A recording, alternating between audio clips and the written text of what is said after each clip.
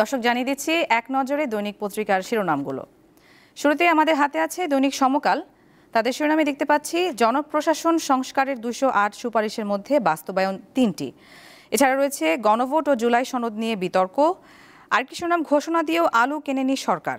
সমকালে আরও রয়েছে 3 বাহিনীর প্রধানদের সঙ্গে নির্বাচন প্রস্তুতি নিয়ে আলোচনা, কয়েকজন উপদেষ্টার সঙ্গে ডক্টর ইউনূসের বৈঠক। এরপর রয়েছে দৈনিক প্রথম আলো। তাদের শিরোনাম পুলিশকে রাজনৈতিক প্রভাবমুক্ত রাখতে স্বাধীন কমিশন অপরিহার্য। গোলটেবিল আলোচনা প্রসঙ্গে আলোচকেরা মনে করেন বাহিনী পরিচালনায় নিয়োগ, বদলি, পদোন্নতিতে কমিশনের পূর্ণ কর্তৃত্ব নিশ্চিত করতে হবে। প্রথম আলোতে আরও রয়েছে সনদ বাস্তবায়নে দ্রুত সিদ্ধান্ত, আরপিওতে পরিবর্তন আসছে। জুলাই সনদে সই না করা অংশের দায় নেব না বলেছেন মির্জা ফখরুল।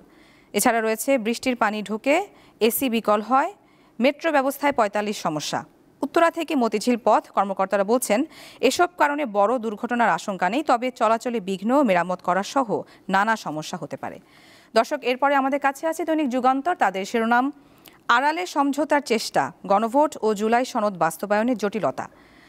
নির্বাচনে 90,000 সেনা মোতায়েন থাকবে, প্রধান উপদেষ্টার সঙ্গে 3 বাহিনীর প্রধানের সাক্ষাৎ। এছাড়া রয়েছে দীর্ঘদিনের মিত্রই এখন প্রধান প্রতিদ্বন্দ্বী, বিএনপি জামায়াতের দূরত্ব বাড়ছেই।